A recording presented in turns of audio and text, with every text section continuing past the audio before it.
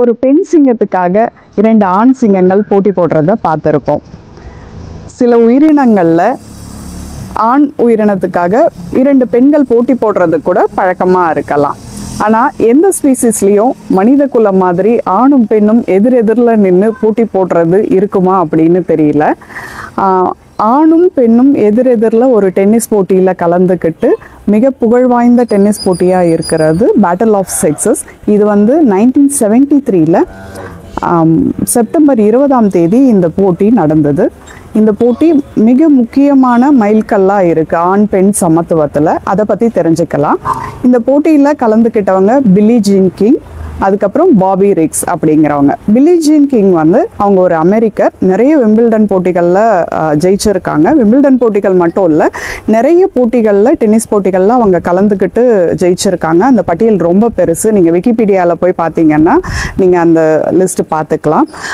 அவங்க ஒரு 10-13 வயதில் டென்னிஸ் போட்டியில் கலந்துக்கும் போது அவங்க இந்த பாகுபாடுகளை புரிஞ்சிக்க ஆரம்பிக்கிறாங்க. அவங்க ட்ரௌசரோடு போயிட்டு ஒரு டென்னிஸ் போட்டியில் விளையாடி ஜெயித்தாலும் ஒரு அணியோட பெண்கள் அணி எல்லாருமே சேர்ந்து படம் எடுக்கும்பொழுது இவங்களோட ஆடை காரணமாக இவங்கள விலக்கி வைப்பாங்க. இவங்களோட அம்மா அப்பாவும் 2 பேருமே விளையாட்டுத்துறையை சேர்ந்தவர்கள். தன்னுடைய மகள் விளையாட்டில் பெருசாக வரணும்னு ஆர்வம் காட்டுறவங்களா இருந்தாலும் ஒரு பெண் இந்த விளையாட்டை தான் விளையாடலாம், இந்த விளையாட்டை விளையாடக்கூடாது அப்படிங்கிற கட்டுப்பாடுகள் எல்லாமே அவங்க கிட்ட இருந்தது.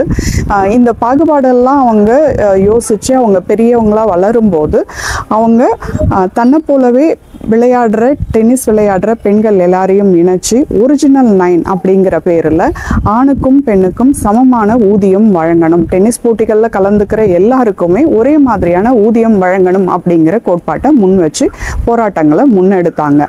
நான் சொல்கிற காலகட்டம் 1960களில் அமெரிக்காவில் சிவில் உரிமை போர், அதுக்கப்புறம் பெண்களுக்கான சிவில் உரிமை போராட்டங்கள், பெண்களுக்கான உரிமை போராட்டங்கள் முன்னிலையில் இருந்த ஆண்டுகள் அது. அந்த நேரத்தில் டைட்டில் 9 அப்படிங்கிற சட்டம் கூட அமெரிக்க அரசாங்கம் கொண்டு வந்தது. இந்த சட்டத்தின் மூலமாக ஆணும் பெண்ணும் ஒரே அளவில் சமமான ஊதியம் வழங்கணும் அப்படிங்கிறத இந்த டைட்டில் 9 சட்டம் உறுதி செஞ்சது. ஆனால் சட்டம் என்னதான் பெண்களுக்கு சாதகமாக பெண்களோட உரிமையை உணர்த்துற மாதிரி இருந்தாலும் நடைமுறை வாழ்க்கையில் அது மாதிரி நடக்கிறதில்ல. அதை தான் பில்லி ஜீன் எதிர்த்து போராடிட்டு இருந்தாங்க. அப்பதான் பாபி ரிக்ஸ் உள்ள வராரு. பாபி ரிக்ஸ் பில்லி ஜீனை விட ஒரு 20 வயசு பெரியவர். அவரும் விம்பிள்டன் போட்டிகளில் ஜெயிச்சிருக்காரு. ஆனால் அவருக்கு சூதாட்ட பழக்கம் இருந்தது. அதனால அவர் தொடர்ந்து போட்டிகளில் கலந்துக்காம தன்னால் முடிஞ்ச வரைக்கும் கவன ஈர்ப்பு மூலமாக கொஞ்சம் பணம் சம்பாதிக்கிறது, அதுக்கப்புறம் அந்த பணத்தை சூதாட்டத்தில் விடுறது அப்படிங்கிற மாதிரி செயல்பாடுகளில் ஈடுபட்டு இருந்தார். கவன ஈர்ப்புன்னு நான் சொல்கிறது அவர் ஒரு காலில் சங்கிலியை கட்டிக்கிட்டு டென்னிஸ் விளையாடுறது, அப்புறம் கொடை பிடிச்சிக்கிட்டு ரெயின் கோட்டோட போட்டுட்டு இன்னொரு நபரோட டென்னிஸ் விளையாடுறது, இந்த மாதிரியான வித்தை காட்டுற மாதிரியான டென்னிஸ் போட்டிகளில் அவர் நிறைய கலந்துட்டு இருந்தார். இந்த ஆணும் பெண்ணும் சம ஊதியம் கொடுக்கணுமா அப்படிங்கிற டாபிக் வந்தவுடனே இவர் அதை தனக்கு சாதகமாக பயன்படுத்திக்கிட்டு அதையும் தனக்கோட கவன ஈர்ப்புக்கு ஒரு உத்தியாக பயன்படுத்திக்கிட்டு இப்போ டென்னிஸில் உச்ச நட்சத்திரமாக இருக்கிற பில்லி ஜீன் என்னோட போட்டி போட்டோன்னா அவங்கள விட வயசானவன் தானே, என்னையே ஜெயிக்க முடியாது அவங்களால, ஆண்கள் பலமானவர்கள் தான், பெண்கள் பலமற்றவர்கள் தான் அப்படிங்கிற ஒரு தத்துவத்தை அவர் முன் வச்சு அவர் தொடர்ந்து பிரச்சாரம் பண்ணிட்டு இருந்தார். அவங்கள போட்டிக்கு வா வா அப்படின்னு கூப்பிட்டுட்டே இருந்தார். பில்லி ஜீன் இதை கண்டுக்கல.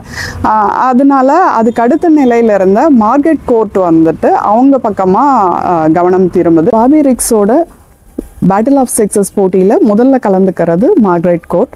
அவங்க எந்த ப்ரிப்பரேஷனும் இல்லாமல் விளையாட்டுத்தனமாக ஏதோ ஒரு போட்டி நிறைய பணம் கொடுக்குறாங்க, நம்ம போய் கலந்துக்கலாம், ஜெயிச்சா என்ன தோத்தா என்ன அப்படிங்கிற மாதிரி கலந்துக்கிறாங்க. ஆனால் அந்த போட்டியில் அவங்க தோற்று போகிறாங்க. இது ஆணும் பெண்ணும் சமம் இல்லை, அவங்க பலம் குறைந்தவர்கள் தான் அப்படிங்கிற வாதத்துக்கு வலு சேர்க்குது. அதனால பில்லி ஜீன் முன்னெடுத்துக்கிட்டு இருக்க அந்த போராட்டம், இருவருக்கும் சமமான ஊதியம் வேணும் அப்படிங்கிற போராட்டம் பின்னடைவை சந்திக்குது. வேற வழி இல்லாமல் சரி நானும் இந்த போட்டியில் கலந்துக்கிறேன், சரி வாங்க பார்க்கலாம் அப்படின்னு பில்லி ஜீன் முடிவெடுக்கிறாங்க. இதில் அவங்களுக்கு நெகட்டிவான விஷயம் என்ன அப்படின்னா பில்லி ஜீன் இந்த போட்டியில் தோற்று போயிட்டா பெண்கள் குறைவானவர்கள் தான், பலம் குறைந்தவர்கள் தான், அவங்களுக்கு சமமான ஊதியம் தேவையில்லை அப்படிங்கிற வாதம் இன்னும் வலுப்பெறும். ஒருவேளை ஜெயிச்சாலுமே கூட அவங்க வயசானவரை தானே ஜெயிச்சாங்க அப்படின்னு தான் சொல்லுவாங்க. ஆனாலும் அதில் இருந்த ஒரே ஒரு பாசிட்டிவ் விஷயமா அவங்க நினச்சது வந்து, ஒருவேளை இதில் நம்ம ஜெயிச்சோம் அப்படின்னா குறைஞ்சபட்சம் பாபி ரிக்ஸ் வாயையாவது அடைக்கலாம், அவராவது இந்த மாதிரி பேசுகிறத நிறுத்திக்குவார் அப்படின்ற ஒரு முனைப்பில் சரி கலந்துக்கிறேன் அப்படின்னு கலந்துக்கிட்டாங்க. ஆனால் பில்லி ஜீன் பொறுத்த வரைக்கும் இந்த போட்டியை அவங்க ரொம்ப சீரியஸாக எடுத்துக்கிட்டாங்க, முறையான பயிற்சி எடுத்துக்கிட்டாங்க. அந்த குறிப்பிட்ட காலத்துக்கு 1-2 மாதத்துக்கு தீவிரமாக பயிற்சி எடுத்தாங்க. பயிற்சி எடுக்கிறது மட்டும் இல்லை, இந்த போட்டியை வந்து தொலைக்காட்சியில் ஒளிபரப்பு செய்யும் போது பெண் வெறுப்பை தூக்கி பிடிக்கிற நிகழ்ச்சி தொகுப்பாளர் அந்த போட்டியை தொகுத்து வழங்கக்கூடாது, அப்படி வழங்கினா நான் இந்த போட்டியில் கலந்துக்க மாட்டேன் அப்படின்னு கண்டிஷன் போட்டாங்க. அதுக்கப்புறம் அவங்களுக்காக வந்து பெண்கள் சார்பாக அவங்க சார்பாக பேசுகிறதுக்கு ஒரு டென்னிஸ் வீரர், ஒரு பெண் வந்து அந்த நிகழ்ச்சி தொகுப்பாளரோட இணைஞ்சு அந்த நிகழ்ச்சியை தொகுத்து வழங்கினாங்க. அதுக்கப்புறம் போட்டி நடக்கிற அன்னைக்கு பூங்கொத்து கொடுத்தாரு பாபி ரிக்ஸ். இவங்க ஆணாதிக்கத்தை வலியுறுத்துற மாதிரி பன்றியை பரிசாக கொடுத்தாங்க பாபி ரிக்ஸ்க்கு. அவங்க அணிந்திருந்த உடை கூட டிசைனர் உடையாக தான் இருந்தது. ஸோ மனதளவிலையும் சரி உடல் அளவிலையும் சரி முழு தயாராகி தான் அவங்க அந்த போட்டிக்கு போனாங்க. இந்த நிகழ்ச்சியை தொலைக்காட்சியில் ஒளிபரப்பான போது உலகம் முழுக்க 9 கோடி பேருக்கும் மேலே பார்த்தாங்க. இது ஒரு சாதனை. அந்த அளவுக்கு அத்தனை பேர் இந்த நிகழ்ச்சியினால் ஈர்க்கப்பட்டிருந்தாங்க. இந்த போட்டியில் பில்லி ஜீன் வெற்றி பெற்றதுக்கு அப்புறமா டென்னிஸ் போட்டிகளில் சமமான ஊதியம் வழங்கணும் அப்படிங்கிற முழக்கம் வந்து இன்னும் வலுவாச்சு. அப்படி நடக்கவும் செஞ்சது.